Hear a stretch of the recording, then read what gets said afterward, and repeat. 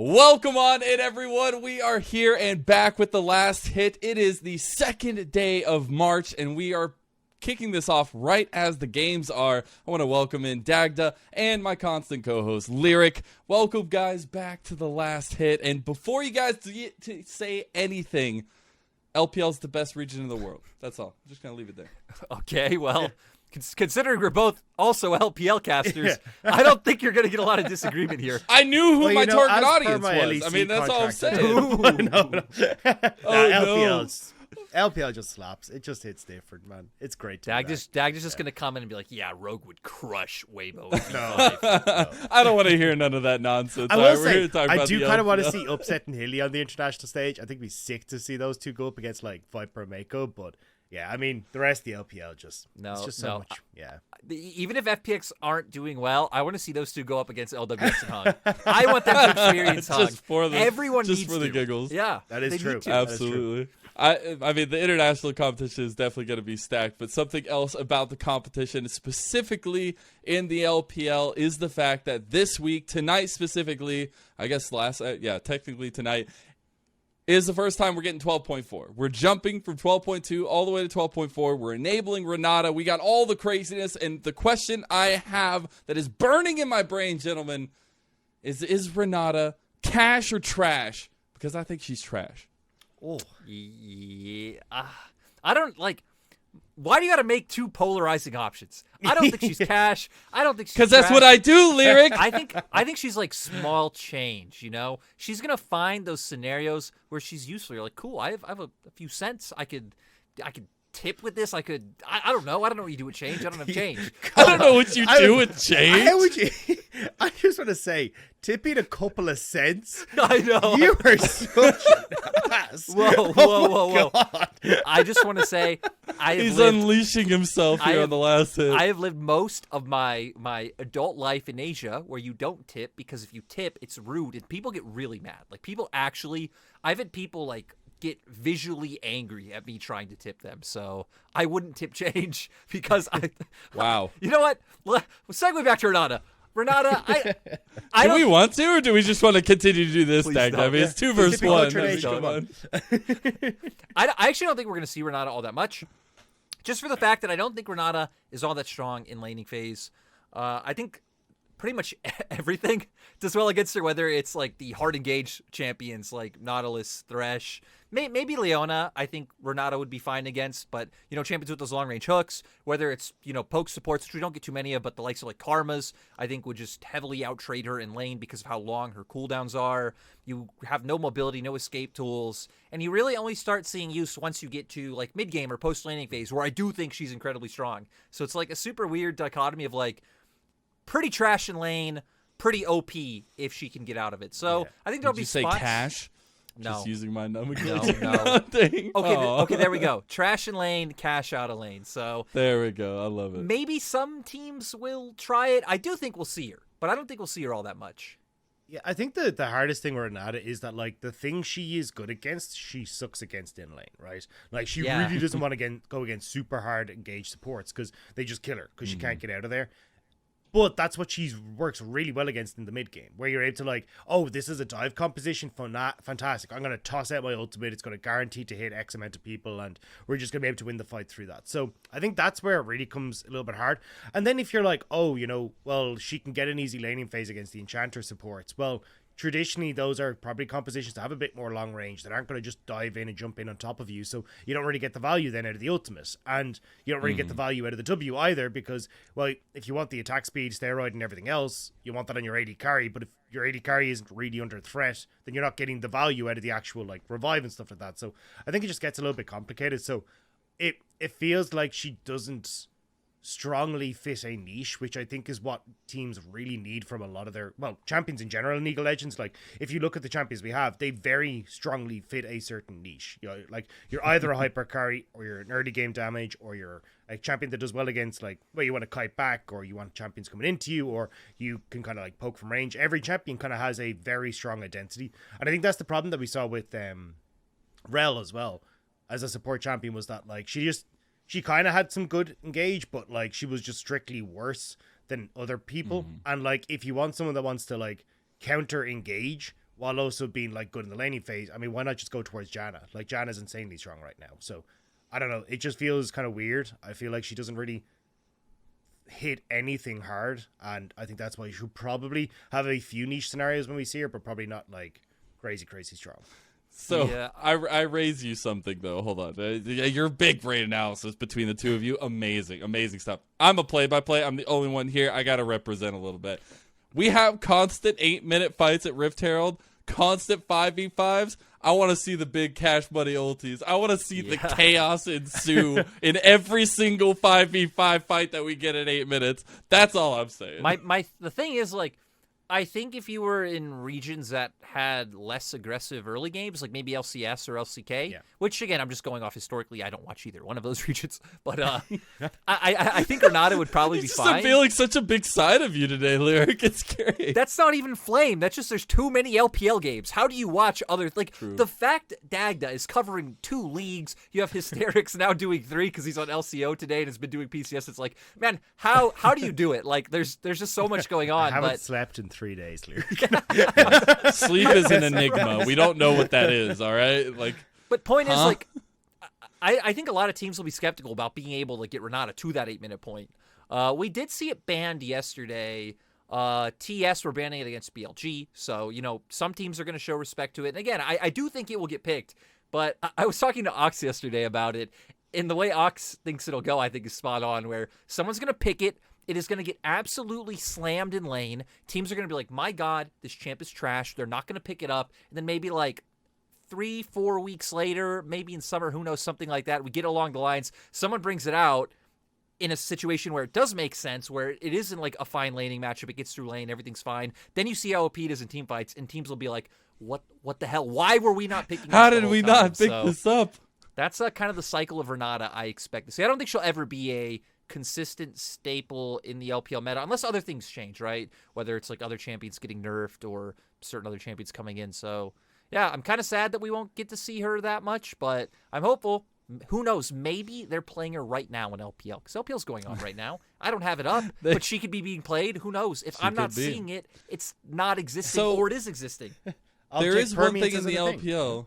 Yeah, of course. Man, why? There's one thing in the LPL that at least that I've heard is terrifying if you're going to be picking up Renata, and it is the Tahm Kench, one of my personal favorites in the LPL, and just because the way that our supports thrive on that pick. And I want to see if that works out. Maybe I'm stupid. Maybe I'm completely wrong that this doesn't work, and maybe Tahm Kench gets completely trashed. But I still think that the early laning phase will be so important against Renata, and our Tahm Kenches are lethal, my guys. You know, I see it again, Abyssal Dive, but the thing I'd be most scared of is a Nautilus. Just seriously, if you get hooked as Renata, you are just done. You are just done. So also you have prominent in the LPL. From what I've seen too, I think even if she throws out her grab, I mean, Nautilus, as long as you throw out your Q at the same time, it like overrides it, and you still get the pull. So it's I think Nautilus and Thresh would be terrifying to me as Renata. Leona as well. Because you got the same idea with the Zenith Blade, right? And you can just engage from long range. But I think the reason why like Tahm Kench is good is not because Tahm Kench specifically is good against her. It's compositions where Tahm Kench is good are good against Renata, right? Because like traditionally when you have a Tahm Kench, it's paired with something like Jinx, super long range. You probably have a ton of people who want to try and kite back. You probably have one engage tool, probably something like a Jarvan or something along those lines. So like actually getting that ultimate to hit isn't probably going to be like too big of an issue for the Tahm Kench team. And I think that's why we're probably seeing him do like relatively well against it. Is just like if I've got a team with Jinx, Corki, Jace, and I have like a Jarvan in the jungle or something like that, I'm just playing kite back. Like all I'm doing is just kind of playing for zone control, and Renata never really gets to hit the ultimate because it's quite slow moving. Like there's a lot of ability to try and dodge away from that, and even if you can't, I mean, Tahm Kench just ults the person that's like a little bit slow moving away from it. So yeah, I think that's probably why like Tahm Kench has seen relatively like decent use against it, but I don't think it's like Tahm Kench specific. I feel like it's more of a where Tahm is good, Renata sucks.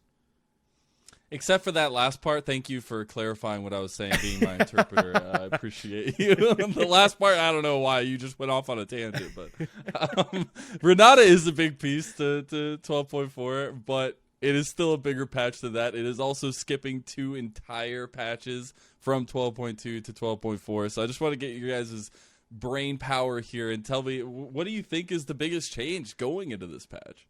I don't think it's the biggest change, but I just find this so funny. Is the Twisted Fate nerfs, because everyone's like, "This champion's gone. He sucks. He's terrible," and like instantly he's still there. He's just so good. Like the reason you pick TF is not because he's like his damage dealing or anything like that. It's just the presence on the map. And the fact that he's still able to hit it, like, yes, it is a little bit more difficult for him to, get that pressure in lane, but realistically, good Twisted Fates still understand, like, it's more about back timings and, like, finding windows on the wave rather than actually, like, hey, how quickly can I clear this? So, yeah, I don't know. I think that's the funniest one for me is just, like, everyone going, TF is dead, he's never coming through, and then it's just, like, TF is still, like, top tier. Yeah, I totally agree, right? I think, like, maybe you feel it a little bit more in matchups that are neutral where you could theoretically try and win contests, but I feel like a lot of situations where TF's getting picked, I mean, he's been blind picked, maybe even first pick on blue side. So typically you are getting picked with something that already has heavy lane prio against him. So yeah, that one was kind of funny, the reaction coming through. And obviously the biggest change, right, has been the bruiser item changes, but I still don't feel like that's affected the meta too much at all. The only real changes I feel like we've seen in terms of the meta changing with those itemization changes is one, Renekton, who is kind of already dying down in terms of how much teams like playing him, is pretty much completely gone. I doubt we're going to see Renekton anytime soon. And then you have champions who didn't require really any of those items, right? Sterix Gauge, Gore Drinker, things like this, coming out stronger. So obviously Gwen is even stronger now than she was before just because her competition getting hit. I think we're going to be seeing a lot more of Gnar because Gnar has always been a champion with decently flexible build path, right? You could go Sunder, you could go Triforce, Stridebreaker's making a comeback. And that's kind of it, right? Junglers and certain champions are going to be itemizing a bit differently, but they're still going to be the same mainstay champions that we have in the meta. So, I know you're so excited not to talk about Sterix Gauge anymore. Well, the interesting one for me is, and it hasn't actually been touched on this patch, it was 11-17 the last time it was touched, but like the difference between the prevalence of Hullbreaker in other regions versus LPL is absolutely insane. And I actually think, like, because I wanted to get your thoughts on it a little bit, because I remember we had a conversation maybe like a year ago or 2 years ago, whatever it was, and you basically saying, like, from your time talking to LPL teams, oftentimes they won't bother to practice the flavor of the month thing because they know, look, it's just going to be nerfed. There's no point. And then we're going to suck. So why would we put all this time into working off a Hullbreaker when we can actually work on fixing our problems and getting better? And it feels like that's exactly what LPL teams are doing. Like, we've seen a handful of players pick up Hullbreaker, but most of them are just like, there's no point bothering to play with this style because it's only going to hurt us in the long run. And when I look across at LEC and everything, everyone seems to be building it like non-stop. It's pretty much every single game. And almost like a champion's viability in the top side is dependent on, can this champion build Hullbreaker? Like, Jace has fallen off massively because if you end up in against the Graves or a Gnar and they build Hullbreaker, you just can't do anything in the lane anymore. So, I don't know. It's really interesting to see that like none of the LPL teams are really opting in towards this at all. Yeah, and I feel like it probably is a bit of what you touched on because, yeah, just to confirm, back when I was on team side, whether I was working with my own players in the LMS or talking to LPL teams or anywhere else, a lot of teams surprisingly did have that mindset. I even feel like coming in before we hit 12.4 and 12.3, I feel like teams had already started to adapt to the changes of even those patches, just being like, hey, we don't want to waste time with certain picks. I feel like that's one of the reasons why like Corki and Renekton already started seeing less games played. The other thing about Hullbreaker that's funny to me is like, right, I mean, Hullbreaker will have a use in the early game no matter what, just because typically you are going to be isolated in that 1v1 laning phase. But even when we do see Hullbreaker in the LPL, it just blows my mind at how much those top laners still just group nonstop. We had one game, I must have been yesterday because I casted yesterday, that I think it was Gnar building it against, it was either a Fiora or a Gwen. And the whole time, even though he won so hard early game, instead of like pushing that advantage, playing through sides, doing these kinds of things, he just kept giving side waves to group. And I'm like, what is this, man? Like, do you guys just not understand the item? Do you think it's trash? I don't. I don't get it either. I think part of that is like just how stupidly strong this item is regardless. I think it's like 117% gold efficiency. Gold efficient, yeah. When you are grouped and 190% when you're separated. Like, that's insane. the fact that exists is mind-boggling to me. insane. Like, why would you give an item 190%? I didn't need to know those numbers, Dagda. You don't need to give numbers like that to a play-by-play. Okay, come on. I need your minds to break with me. This is the problem. I feel like this is so stupid. I've been broken, Dagda. I've been broken.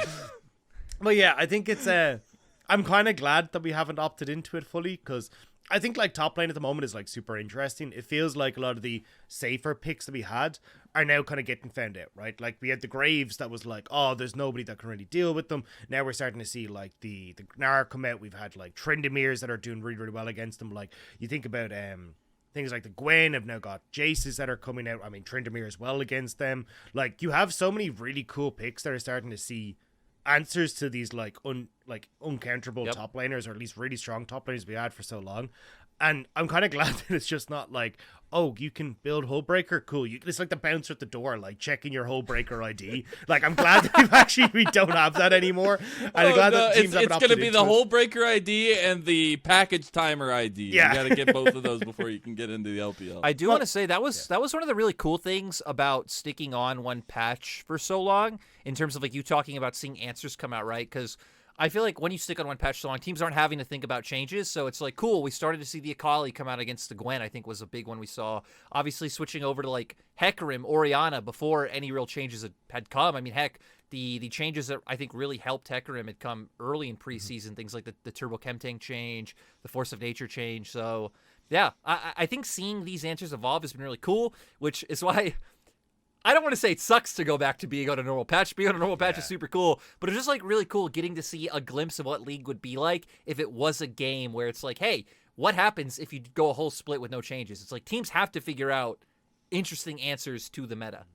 Yeah, because there's not a change coming right away to help fix the bruises, I guess, that are happening. But I want to transition that question into focusing on the LPL accepting this 12.4 patch, because I feel like you said a lot of the changes coming through the TF, a lot of the changes to the itemization of the top side. But for me, it's how does this affect the teams, right? And like 2 weeks onto a different patch, a lot of recuperation needed in the time you've spent on 12.2.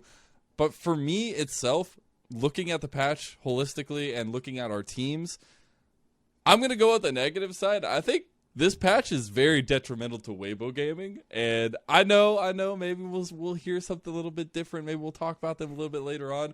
But the fact that we're going to probably see, at least in my eyes, the rise of V5 because of this patch even further than they already are, and Weibo Gaming kind of losing their strength toward the top side, I think it's going to be interesting. So the way I'm going to view this patch in regards to which LPL teams does it help or hurt is I'm just going to go off three metrics, I guess. Like, one, which teams didn't like Renekton and like Gnar, and which mid laners do I believe will be able to play Ahri really well. So that's actually why I don't think Weibo will take a hit, because the Shy wasn't really a Renekton player at all. And the Shy loves playing Gnar. Seriously, even when Gnar would go to meta in 2020 and 2021, the Shy would still always be one of our top laners who'd pick it up. Angel's, always been an assassin player. Obviously, Akali's one of the first picks that jumps to mind when we think of him. And he's a player who's always loved weirder picks anyway. So Weibo might be a team who I think do all right with this patch. The other team that comes to mind is RNG, just because Xiaohu is performing so well right now. So if he gets his hands on something like an Ahri in a good matchup where we've seen he's been really great at the proactive picks in general, right? I think when we came into the LPL to start, Xiaohu was by far the best Vex player we had. So Ahri being able to get prio, make these proactive plays on the map, I think Xiaohu can do really well. And Bin as well, another player who didn't really lean towards things like the Renekton, I think does lean more towards a lot of the fighters who either the Gnar or things that can make use of the changes on things like Death Stance or Blade of the Rune King. I think that should be able to help Bin quite a bit as well. So RNG's a team I'm kind of looking at with these small changes, right? I don't think this is going to shake up the LPL for any teams. But if we have to answer this question, top I think to RNG bottom, it's changed. should be the most helpful. So I think the big one for me, and you kind of touched on it there, is I feel like this is the rise of the roaming mid lane meta. Because there's just too many picks now in the mid lane that you just can't cover, right? Like Twisted Fate, Rise, Ahri, LeBlanc. These kind of things can do really well in like getting control of mid and then moving two sides. And I feel like that's what we're going to see more and more now is like teams that can proactively use that mid lane pressure are going to work really well. And I agree. I think like RNG for Xiao, who are going to be one of them. Like teams like Weibo, I think that's where they might fail because I think Angel doesn't actually use that a huge amount. Like oftentimes you just see him kind of stick in the lane. Same when you look at like teams like Top Esports. I think Knight, regardless, is still going to do fantastic. This is not a bash at Knight. I think Knight is literally the reason Top Esports are winning.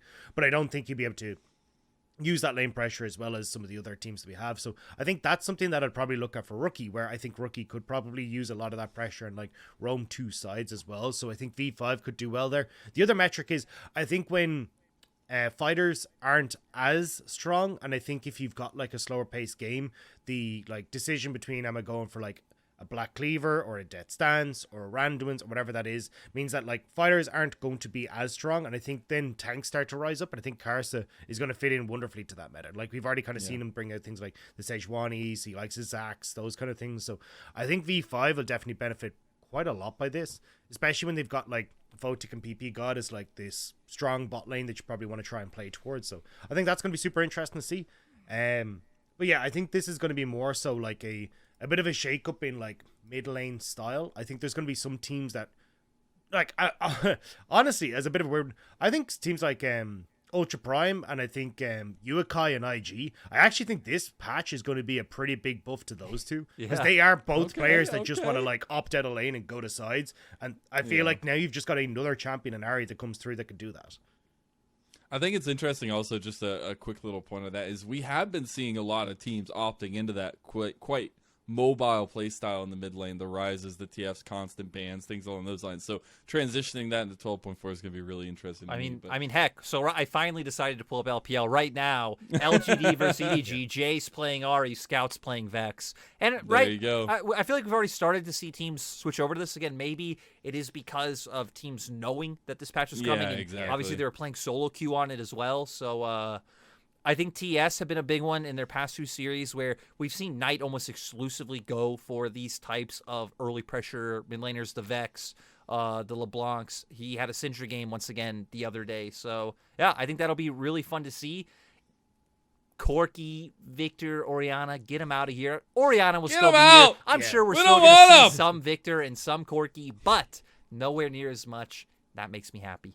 On a quick side note as well, I don't think we're going to see Caitlyn anymore. I mean, we kind of already saw it drop off elsewhere. The nerf to the Q means she can't get wave push, and kind of a symptom of what Lyric was talking about earlier on, teams just getting used to playing on the patch.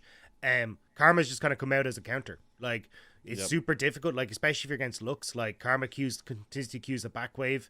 Lux can't get the push because she's got like higher mana cost and a longer cooldown in her E. She does less damage. And a 45 mana Q that is up every couple seconds makes it very easy for Karma to get control of that wave. So, I think teams are starting to get used to how to manage Caitlyn. And with the nerf, she just doesn't have the push. So I think Caitlyn will be gone out of the meta as well now. Unfortunate. But hey, that frees up a ban because Caitlyn, a constant ban, at least we'll maybe see some of those changes. But talk about changes, guys.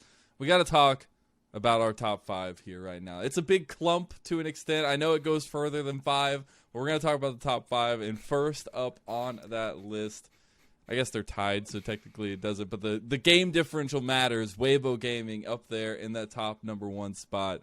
I just got to get our breakdowns for each one of these teams because we're getting towards the end of the season. Yes, there's still a lot of games to be played, but this is going to be the top contenders. It's kind of funny for me, like looking at Weibo, how like they just look like 2020 Weibo, right? Like it's just like, hey, I'm going to play towards the shy top lane instead of the bin. We're going to make sure he's totally fine. SFM's going to get a few kills. I don't think On roams as much as Sword Art did at that point, but I still see On like starting to roam a little bit more than he has before. So, I mean, I'm kind of excited to see what Weibo can do, like if we kind of get them. I don't know if they're going to be like World's Finals Weibo like we had in Sunim, but I think it's exciting to see this team kind of bouncing back. I think there's a really cool aspect to Weibo that I 100% agree with Dagda, that like definitely has like the 2020 Suning-esque play style, but one big difference is I think the Shy plays a lot more for the team than Bin did, which is hilarious to say, right? Like, I brought this up on Cast the other day, but you guys remember all those interviews that the Shy would do, and he'd be asked like, oh, why don't you play tanks, or why don't you play for the team, or why do you do this and that? And he's just like, no. I'm great on tanks. I do play for the team. And like we all heard this and everyone heard it. It's like, what are you talking about, man? Like, are you living in reality? And it just turns out he was right all along. It just was for the team. It kind of sucks in that interview as well. I remember he kind of threw Puff and Southwind under the bus because he's like, I have to play the sorts of champions I do because our bot lane can't carry. And it's like, well, a little bit BM, my dude, but we're seeing now again the shy. It's true. I mean, if it's the truth, I mean, sometimes the truth hurts a little bit, Lyric. All right, but we've seen right his Scion looking really good. The other tanks he's been willing to go on have looked phenomenal. The fact that he consistently goes in the enemy jungle at level 1 and messes with the enemy jungle is phenomenal. It's a picnic. And it's a picnic. That's part of that. Again, throwback to 2020. That gives me hints of is like enabling SOFM and playing for SOFM, because I feel like that's always where SOFM is going to do best, is when you put resources into him, because SOFM is pretty much shown he's never going to be a jungler who heavily invests into his laners. Does gank, not all too much as compared to obviously people like Xiaopeng or Karsa or like these types of players, but yeah, for Weibo, I think they're looking really good. They have a clear like system that works for them. There are some funny games they have. Funny is the word. Who'd they play last? OMG.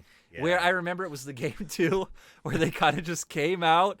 And I remember there was one specific play top lane where they kind of just individually run in one by one. It's like SOF, the enemy team's dropping Herald. SOFM's like, I'm going to jump into 3 people and Herald dies. Maybe the Shy gets there, does the same thing. On gets there, does the same thing. You're like, okay, this is a little bit... Yikes. A little bit yikes, a little bit limit testy, but still, I think overall Weibo have a clear identity. They play well. They have superstar players, especially the Shy. Like, part of me feels like we've been talking about the Shy too much this split, but at the same time, the Shy has seriously been a highlight reel every single series Weibo have played. Yeah, I think as well it lends itself to like the team fighting for Weibo as well, because like, you know what, Juan Feng's a monster in team fights. I think Angel has done pretty well in team fights as well. So the fact that like you've kind of got the Shy now willing to play these tanks, which I think like based on the comments that he had against Puff and Southwind, says a lot about how the Shy is like trusting in this team, like knows that like this is the role that I play, we end up winning anyway. It's like, and he's still getting a lot of attention, he's still down a little bit, but as you say, like the Gwen performances he has been absolutely insane. I think he's the best Gwen that we have in the league, personally. I think his positioning with the Hollowed Mist is absolutely insane. As you said, the tanks are looking great. And I think for Angel as well, like as you're talking about SOFM, being able to play off of those lane states, I think Angel's been doing a good job of covering SOFM. I think that was something that kind of missed in 2021 a lot, was like SOFM would go in, but Angel wouldn't be there to help him. But I think Angel's getting better at that as well. So it feels like this team has come together as a whole. On that point specifically, it's kind of weird thinking back to past 2 years of LPL where Angel has had like, there's been like moments of each split where there's like a few weeks where SOFM and Angel are working super well together, and then there's like weeks where you're like, do you guys even talk? Like, Angel's just sitting there farming, SOFM's like looking to go steal enemy raptors or something, and there's just no connection at all. But right now, yeah, they're completely synced up, and Angel overall, if you look at Angel's stats, they're actually really mediocre. But Angel has almost one insane like highlight teamfight play every game. Some kind of like Orianna shockwave or like a Kali backline dive or something. Or like, my God, this man just single-handedly won this teamfight for Weibo, which leads them to some kind of game-winning objective. So pretty much firing on all cylinders. Other than On still does have some off games. There was a Tom Kench game in particular where I think he ended up like 0-7, just constantly kept using Abyssal Dive to go in before his team was ready to position. But overall, I still feel like this has been his best split so far. So promising Weibo.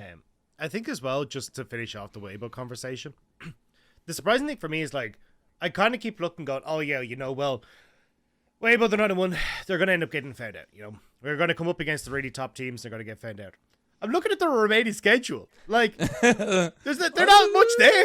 Like, they've got like RNG is their next one, right? But RNG definitely struggling a lot. LGD, I think they still have like top esports will still be a good test from. Rare Atom are a bit hit or miss. Then you got IG JDG. It's not exactly the easiest schedules, but it's not like the Uber guys that you kind of expect to be able to like smack them down. Already taking them out.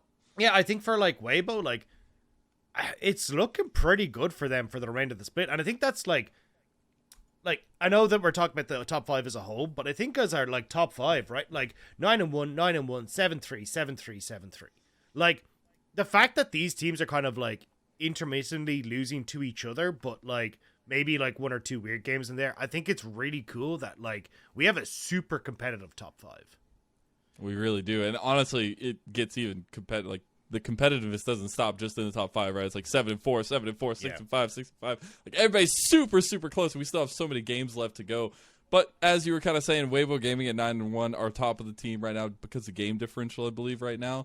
Victory 5, the other piece to the world cinematic I love it. masterpiece. I love it. Because music to the my fact ears. that we have the Shy and Rookie both performing at the top of the LPL, it has to be fate. Like, at Worlds, if the fact that we don't get a world final between Victory 5 and Weibo Gaming, I riot. I'm out. I don't know, man. Look, I was gonna wear my V5 jersey on this episode, but I determined But as I was you've pulling it out. forsaken them. No, it's the opposite. I was like, V5 are too important for this moment. The V5 jersey's coming out on the finals day. When V5 in the finals, V5 jersey coming out. I But honestly kind of was expecting you to like wear both. The orangey jersey was on over, and then we get to this conversation, it just comes off. You know, you got the V5 jersey underneath. But don't I mean, expose I'm me, on the don't hype expose train.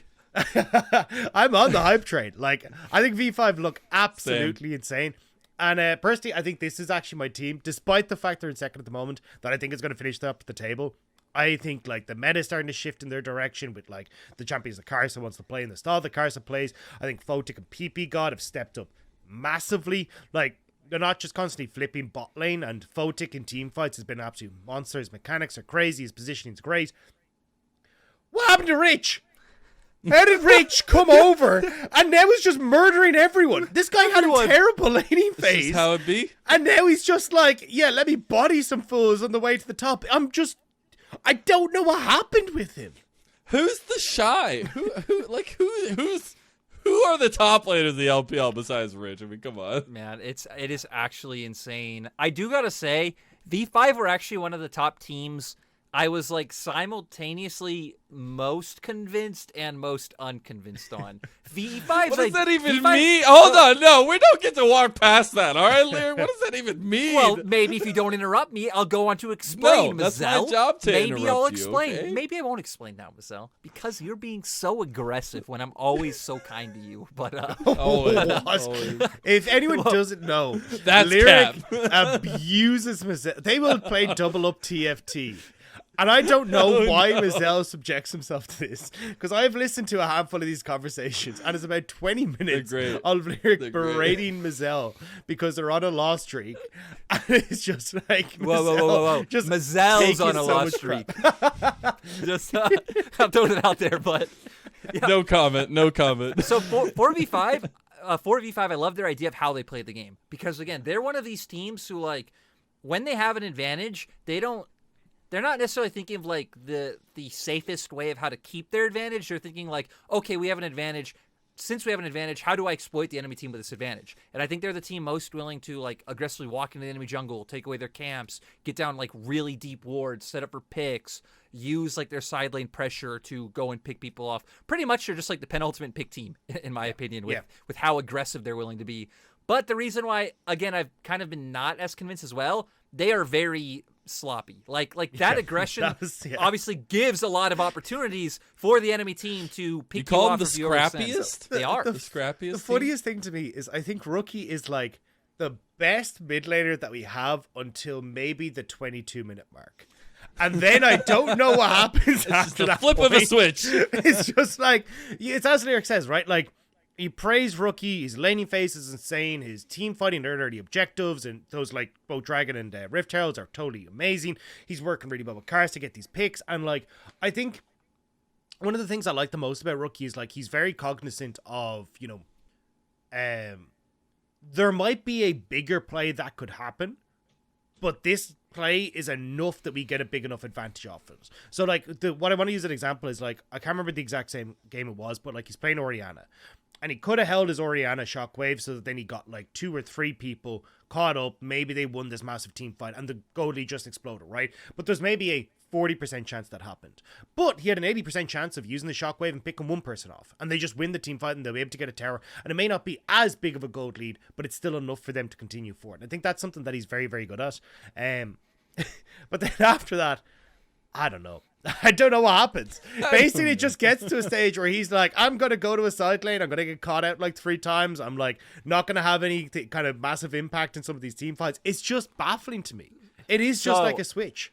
There's actually, so I'm a big fan of MMA, and there's like this, it's a bit of a meme, but it's also true. There are some fighters in MMA who, like, people say to be able to hit the other guy, they'll take a punch. So, you know, they leave themselves open, they take the punch so that guy's open. That's kind of V5 to me. V5 are willing to, like, throw themselves at the enemy. Maybe they miss abilities, maybe some people die, but it's like, hey, now you're opened up to where we can outplay you, we can kill you, and we can win. That's kind of like the V5 mentality, which I love. Again, and just always looking to find the leads.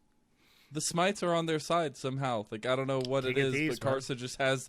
Yeah, it's insanity. It just seems like we have some of the best junglers in the world in the LPL, and it just seems like whenever they're facing Karsa, their smite button is gone. It's just not there anymore. I'm sorry, but I've heard throughout the community for the past 2 years that Karsa absolutely washed and it can never be good. So if you hear it, I mean, it must be true, right? You heard it on the internet, right? Like that means it's true. Okay, I love how sorry, just coming back to the Karsa smite point. We every year create this like Karsa King of Thieves, and then I think we all collectively as a team forget that exists as a storyline, and then Karsa just steals everything, and we're like, oh yeah, he's really good at that, and then it just gets wiped again, because like there's so much to talk about with Karsa, right? Like the very unique jungle style, and the ability to help out lanes, like his kind of champion pool, the ability to steal your heart.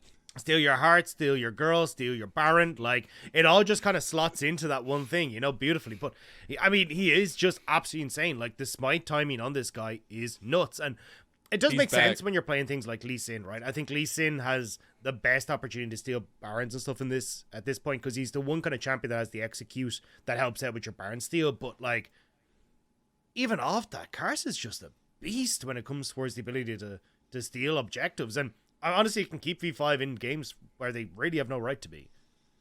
It just, one last little point on these top 2 teams. It makes me so daggone happy to see so many players coming back with a vengeance this year, right? So many players that had bad years last year that have been a little bit under the radar, and we are just seeing them smash the LPL right now. It's great. Anyways, we got to keep moving on because we got 5 to talk about. We've only made it through 2.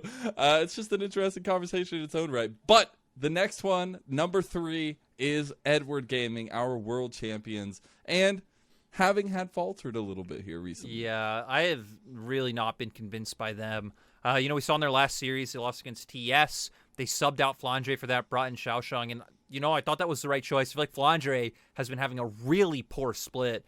Not really his laning I've had an issue with. It's been like EDG's skirmishing and their team fighting has been really off, especially for their top side. I feel like Flandre and JJ have not had the season that you would expect them to have. Just, you know, missing abilities, holding abilities. There's been so many times. I think there was one in that series where JJ goes into the pit to contest a bear in the top esports, just start out of nowhere. You know, it's a bit of a flip.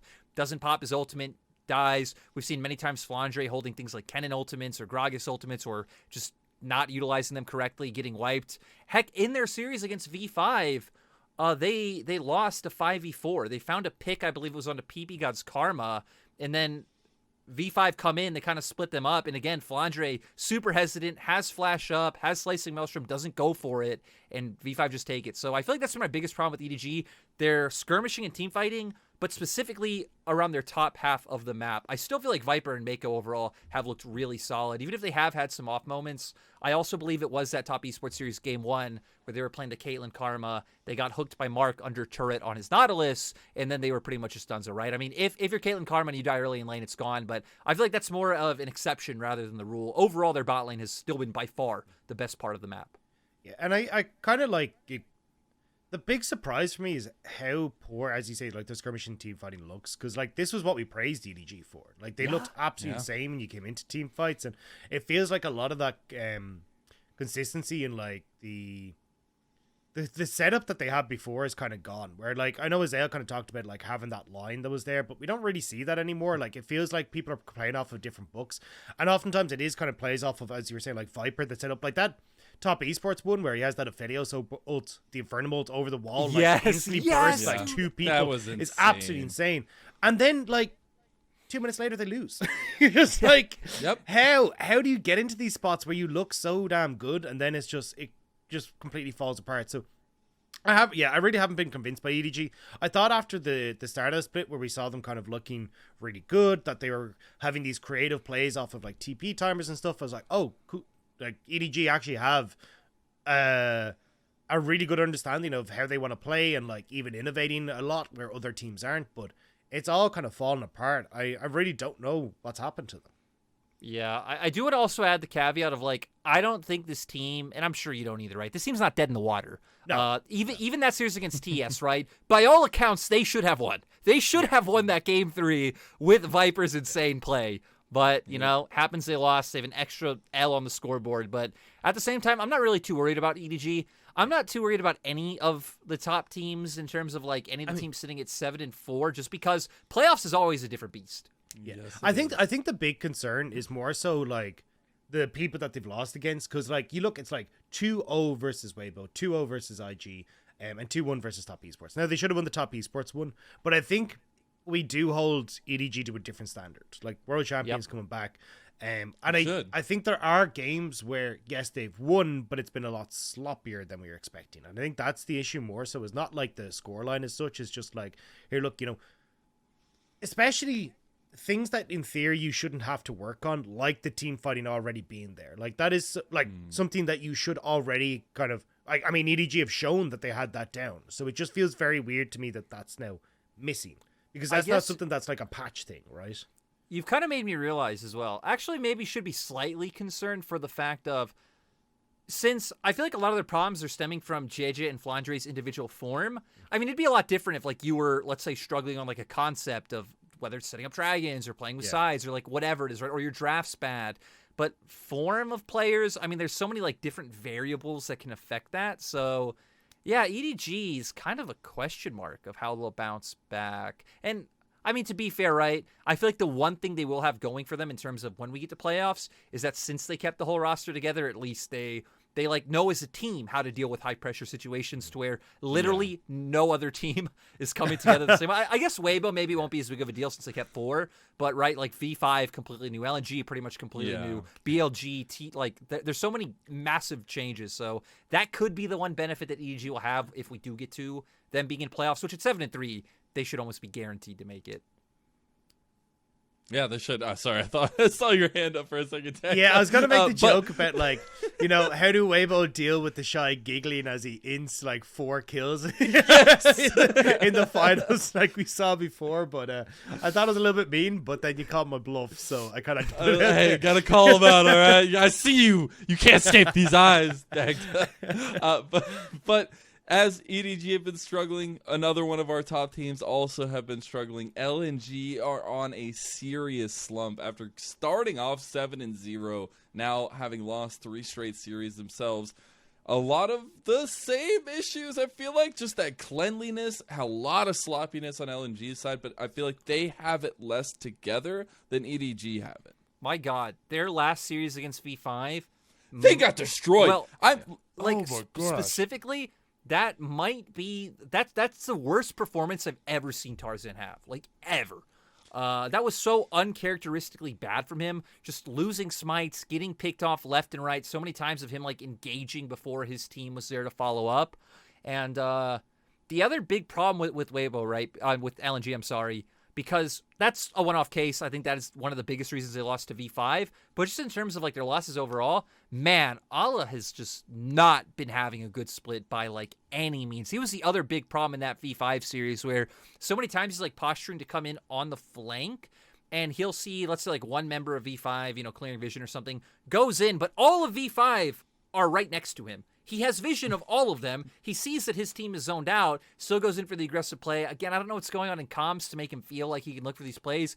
Gets bursted out. V5 now can go take an objective. And that's not just in the V5 series, right? I feel like Allah, almost every series has been struggling quite heavily. Struggled against the Shy.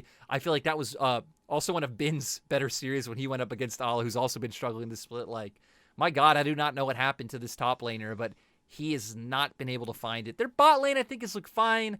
I feel like Doonby has also looked all right, but I don't know. This team, all split long, has just really tried to heavily force the side lane play style, whether it's drafting.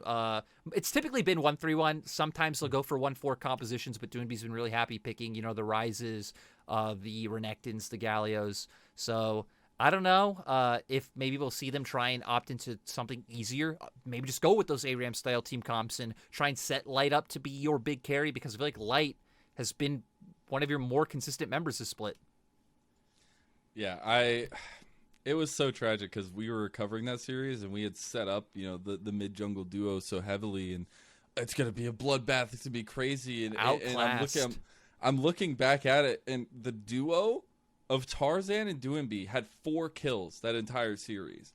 And that is not what you can have if you want LNG to be successful. You look at all their other games, it has been that duo destroying people. Real quick, just another side note, right? We looked at that game on draft. I remember coming in and we're like, yeah, I feel like for the side of LNG, they came out ahead. They don't have any engage, but they should be able to get ahead early and just win out through forcing B5 into them. Then game 2, I love how we even got it told in the interview where they asked, like, hey, so why did Karsa pick Skarner? Skarner doesn't really look like it fits your comp at all. And whoever it was interviewed just said, Karsa looked at us and he said, trust me. My Skarner will carry you. Yeah, it's like, that was it. That was the extent of the logic. But it worked. But it actually worked. It worked. It was coming in crucial, right? And, like, it forced, as I finally got done doing the math, it forced that duo of Tarzan and Doinby to be 4-19 in total through the whole series. So, like, I think looking at LNG, they've got to find the communication between those two, but also how to tie it into the rest of the team. How to make sure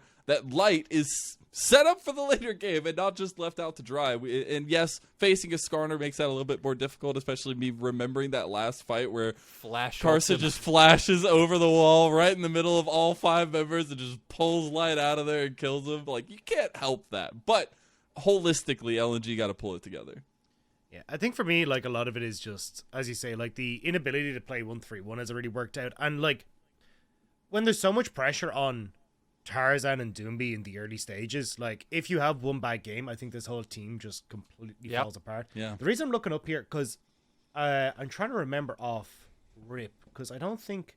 Yeah, I think one of the big problems that I've seen a lot with them is, like, when they end up playing for this split push an awful lot of the times, they end up, like, not looking for these early dragons a lot.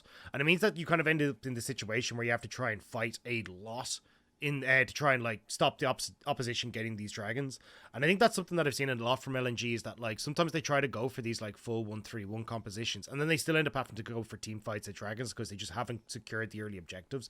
And when the early game isn't really working out so hot, I think it kind of ends up lending itself to that. And with Tarzan and Doonby aren't, like, stepping up to actually have these major impacts, like, they're good at going to the lanes, right? But if you're not getting these kind of big objective wins, I think that's what makes it really hard. Yeah, I actually love that you hit on that, right? Because, I mean, if you're a team that's going to give it really dragons, you're going to play the sides. That means typically you want to be breaking first turret down, open up sides early, have access to move around the map, or look to punish tier 2. But that reminds me that another part where LNG really struggled is dives.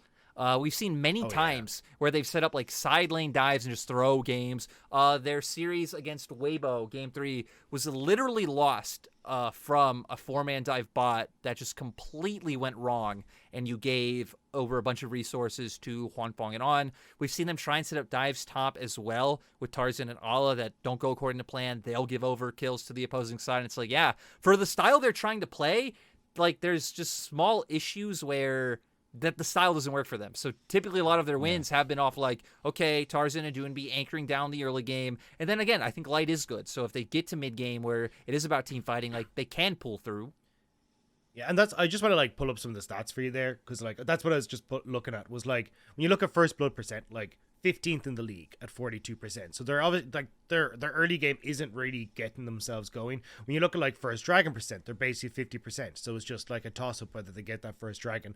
And then you look at their overall dragon percent, they're 11th in the league. So, like, that's the biggest problem that I see with these guys is that, like, when you're playing split push, it's, hey, you really need to get a good start early, or you just end up, like, having to team fight and you fall behind. So they're not getting the good start early. They're not focusing on the dragons, which means they actually then have to team fight again because Soul is going to be so strong. And then you just never really get the the running start that you need to actually start getting towers. I mean, even if you look at what's their first tower percent is actually pretty high. Like they're third in the league, so at least they are playing for towers. But it's just means that in their later portion of the game, they're still not able to come back and actually, cross map some of the dragons for more pressure on the map. Yeah, and it's really interesting that they came from such a high place in the season early on to where they're at now. But RNG, man, I need you. I need motivation. I see you with I'm forcing you here, Lyric. You have the jersey. You did this to yourself. Sell me, man. Top 5 team. They are number 5. What do you got? Honestly, I feel like the problems of RNG have been greatly exaggerated. Like, they did lose the series to RA, but, man, I feel like that's an outlier. Like, sure, there are other losses, right? They lost to V5. They've come into the split. Other than that, I feel like have looked decently solid. For RNG, I still feel like it's a question of... I don't just want to keep going back to form. I feel like their bot lane has really struggled in terms of flexibility, in terms of draft in their 2v2. I feel like we've seen them kind of exploited by teams willing to take things like the Zeri, things like the Rakan in the support role. They were one of the teams who did struggle quite heavily against Caitlyn Luck's bot lane. So I don't think it comes out of skill for their bot lane. We've always known that Gala has always been a bit more of a play it safe in terms of get on comfortable style champions. And like, even though Ming's not bad at lane, right? Ming's biggest strength has always been being able to get out of lane, but when their bot lane is typically falling behind, we aren't able to see that. Bin has been a little bit hit or miss, but I still feel like overall has been what you can expect from what we saw last year. And I still feel like RNG's macro and map movements is still like solid. Like, there's so many teams in the LPL, right, that we watch and we're trying to guess at what was going through their mind when they made the play. But I feel like RNG is a team who 90% of the time, even if something doesn't work or looks weird, you can like understand the logic to how they got to what they did. So I feel like RNG is still one of the teams I'm looking at going into playoffs that if I was other teams, I would be the most scared of playing against. And like we hit on earlier, if there's any team that I feel like is going to get a bit of a boon from the meta shift, I do think it'll be RNG. Yeah, I'm not sold. I don't know about you, Dagda. I agree with most of that. I think the only issue that I've seen is that oftentimes they'll try and fight when I really don't think their composition is ready to fight. Because you'll see things like the Corki a lot of the times, that like Jinx Ophelio's bot lane, because what else are you going to play down there? Apparently they're the only 2 champions that exist. Yep. But I think we'll see the Corki come through an awful lot. And look, I understand the package is quite strong and the trip to fight for it, but sometimes you just can't get the placement on the package, and RNG will still commit to the fight, and then they end up falling behind. And I think that's where like some of my issues come from it, and I think that's what I saw a lot against that Rare Adam series, was like just them mishandling their composition. I think being a bit disrespectful to Rare Adam as well, where they're just kind of like, hey, look, we're going to force these fights and we're just better than you, so we're going to beat you, but it kind of all fell apart. So I do agree. I think the Rare Adam one was a bit of an outlier, but I still think this is something that I've seen from them enough that I'm kind of like, okay, lads, like, don't try and fully force these things, because most of the time they're all right, but there's been a handful of times where I'm kind of like, you should know that this is not a time that your composition wants to fight, especially if you're going like the Corki kind of end of things that like I think Xiaohu has just played a heap of. Even like Victor and Aphelios that they played against BLG, I saw it as well. There was just a couple of times where I was like, you really don't want to be taking these engagements, and we still are. It's kind of funny because I even felt like that was RNG's problem last year. Obviously, to a much lesser extent. I also feel like just the meta fit them better last year. But I remember that there were so many times last year where RNG would, when they have like late game compositions and like, sure, they've been playing to their side lanes, but maybe the enemy team's on soul point or something, and they'll just try and force like really weird skirmishes on like opposite side of the map, maybe like 4 minutes before Dragon's up or something, just to find some kind of lead. So I don't feel like that is a new problem for RNG. I feel like maybe being a bit more exposed again. I mean, like you said, they exclusively play Jinx Aphelios in the bottom lane. They don't play anything else. Their support pool has been super small as well. You're almost getting Nautilus every Nautilus literally almost every game. And for Xiaohu, it's so strange how much he has been going towards the likes of the Corgis. Like, sure, I mean, it was the most broken pick on the patch. I get it, but I feel like Xiaohu just looks so much better on the Vexes, rises, on his LeBlancs, his Rise. I feel like even though Orianna still kind of falls in that same pattern, always been an outstanding Orianna. So Yeah, we'll kind of see how RNG go. I feel like I'm less skeptical of RNG than I am of, like, let's say EDG or LNG's problems that need to be fixed, though. Yeah. And I think, like, I agree with you with the patch change, though. This is one of the teams I think is going to benefit, because with Corki out of the meta, you're going to get Xiaohu more proactive picks. So, like, by default, Xiaohu will have more impact in the early stages. They can actually take these skirmishes. So I think this will be a team that does well on 12-4. I hope we can clip this and when RNG only pick Corki still in the new patch. I'm gonna laugh. It's gonna be great. Hey, we are notoriously wrong. What? Me and Dagda, Yes. we're like wrong. No, as all of possibly us, could be wrong. honestly. See, the problem is, me and Lyric hold desperately onto each other. And we're going to bring Ox into this fold as well, where basically the three of us are going to sit there. We're going to be like, no, we are right, aren't we? Like, this is the way this plays. This is the way it's supposed to go. And we do this all the time, because when you watch the LPL, you know how something's supposed to go in your brain. You understand how that's supposed to work. And then the LPL happens, you're like, no, I am right. That is like 99.999% of the time. I'm not egoing, I promise. I'm not egoing, I promise. We have evidence now. All it took was one series of color casting for Hysterics to go literally insane. He understood. Yeah. He understood. Just needed one glimpse into what the LPL holds. We've been insane for years. We're all broken. They have no idea. You're all Bane of the LPL. You're all just molded by it. You're born in it. But that was our top 5 conversation. Got to talk about, the major teams, the major players right now. But I got to talk about the would-be major players now, because my next conversation has to be, for both you guys, a question that is directed at who is making the move going into the playoffs. Who is using these last couple weeks so well that they can cement themselves into that top 10 position? I'm going to start with mine so you guys can recollect your thoughts, because mine's not going to have any analysis behind it, because I go with my gut, baby. And I am saying it is going to be Ultra Prime. I know you were saying earlier in the patch discussion that this patch can heavily benefit them. Well, I think their play heavily benefits them. And I think that, with the schedule coming up, they'll be able to kind of push themselves into at least the 10th spot. I'm not saying any higher than that, but I will say 10. All right. That's what I got. This is really That's hard. I'm the one thing I want to say is just in standings. I think V5 are going to come in first. The reason I think that is their schedule is insanely easy. JDG, Ultra Prime, they have BLG in there, but anyone's Legend, TT, and Ep.6. I mean, I don't see it. Maybe like the BLG series, they'll struggle, but even then, I think they just have a nice little ramp in. Even if they drop 1. I think Weibo's schedule is a little bit tougher, and I could see them maybe dropping 2. But I think, again, the game difference starts to even up, and I think V5 take them. As to who's going to make it into playoffs, that is really hard. Who's breaking now? I really want IG. I just really, really want IG, but I don't think we're going to get them. Especially after they just lost to LGD. I think that's out the window. And I think even then, if you have a best of 5 against IG, I think IG gets slapped. I think if this is a team where you're able to like just prep for over a best of 5 series, I don't see them getting out of it. So I think then it comes down to like Ep.6 or Ultra Prime.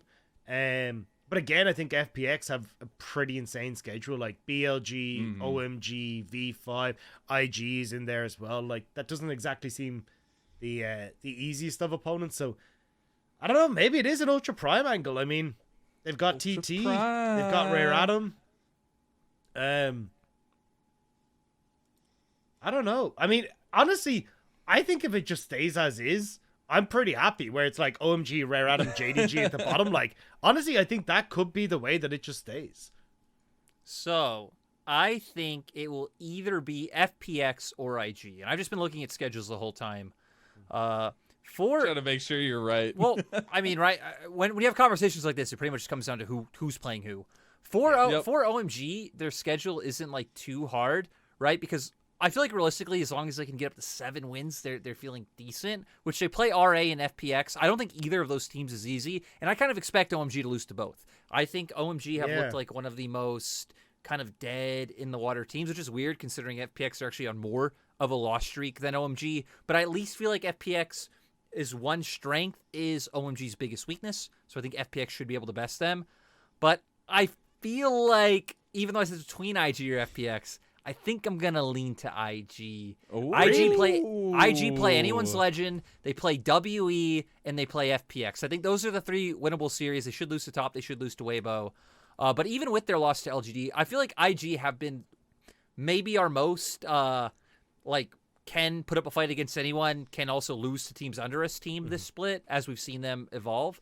So I really like the way they play. They were another team we hit on in terms of that the meta might help them out with how aggressively and willing to roam that Yukai has been. I still really like how Shun plays the game. And I think overall, I look at the other 3 teams they're in contention with, right? Because it's Ultra Prime, FPX, and OMG. And I just feel less sold on those 3 teams than I do of IG. I was about to say, what about LGD? They have a game in hand. Maybe they could win. And then I looked at their schedule. Yeah. Well, they just lost 1 game to EDG as we're talking. No. Weibo, RNG, No. LNG, All Top top teams. Esports, No. All top BLG. teams. I was just No. like, all right, LGD, sorry. But no. Might as well start training for the off season. I don't know. Look, if they do it, they're Miracle. winning MSI. They're winning going the distance. They're our champions. Just go ahead and But look- send them the trophy right now. Yeah, I'm actually going to lean the opposite side of the fence to you. I actually think FPX could do it. I think BLG, I don't see them winning, but WE, I could see them beating OMG. And honestly, I think it is going to end up coming down to FPX versus IG. Like, that one is in our final week. That's gonna be a that banger. game, I feel like, is going to decide who actually gets into playoffs. And I agree. I think looking at OMG's schedule, I just don't know if they're going to stay there. I'd be kind of surprised if they pick up, I can see them picking up 1 win. I don't see them picking up more than 2. And then in that case, FPX and IG could definitely try and catch them. Yeah, it's the end of the season fights are always so interesting, especially because we have such a big league. There's usually always that huge chunk who's fighting for that last spot, the last couple spots. So I always love that conversation. Thank you guys for kind of giving me your insight. But if you pardon me for a moment, give me just a second. I'm gonna call LPL real quick. Hold on. Hello LPL. Yes. Can I get a pause to the I'm not gonna lie, he had his power alarm showing on rankings his phone. when he did statistics this. going? Okay, cool. You're gonna pause it. Okay, perfect. All right, guys. I bought you 5 minutes. Shut up! I bought you 5 minutes for you guys to change your power rankings. All right, we're gonna go with the number 1 here.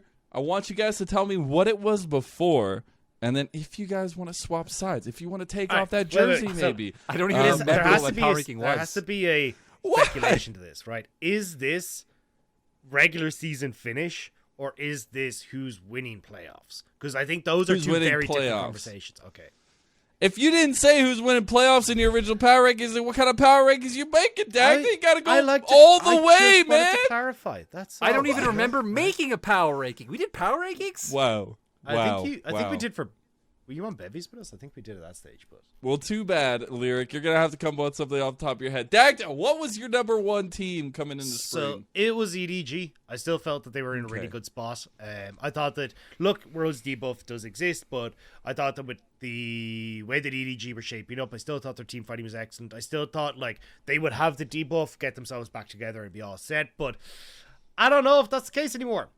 It feels a little bit. You're jumping unfortunate. ship just like that? Yeah. The world champions no I'm longer? not gonna lie. I'm ready to join my boy Lyric. I'm gonna go with V5. I think no. V5.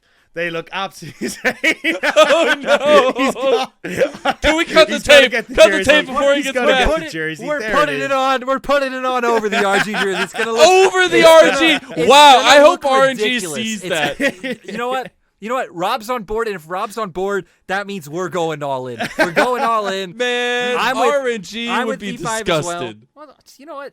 RNG doesn't matter right now. What matters is this V5 jersey. Oh wait, I'm wearing a headset. Oh no! Okay. Don't worry. I wasn't gonna say anything. I was just hoping that would go terribly. Yeah, exactly. It's for the memes. Yeah. But look, I gotta say, I Look think how V5 look beautiful it nuts. is. I think their bot lane is probably top 3 in the league. Top 3 in the league for me. Honestly, I think they look absolutely insane. I suppose this is where I should clarify. I don't think they look insane in lane. I think when they get to team fights, Photic and PP God look pretty nuts. Photic in particular kind of carrying that mantle a lot. I think Karsa moving into a meta that suits him. Rookie, absolute monster, and again moving into a meta that suits him.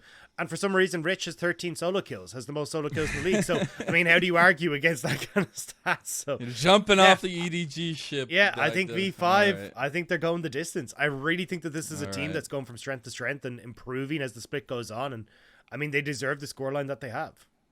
And now we got to listen to Lyric go on about V5. Let's hear it. So I'm actually Go not. ahead. I'm actually not going to go into V5. I'm going to guess. Wow. I'm going to guess who I had first at the beginning of the split. I assume I had RNG.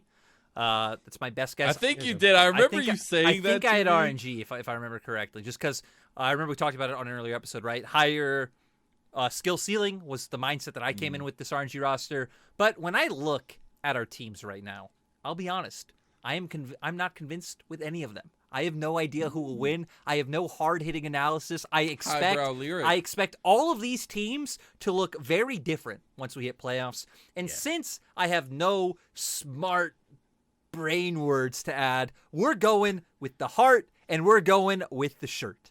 V5 will win because look. Wow. Look. Shocker. Did you not just say, I'm not going with V5? I'm not going with I'm going with V5, RNG. but I'm going to go with V5. Go with V5. Yeah.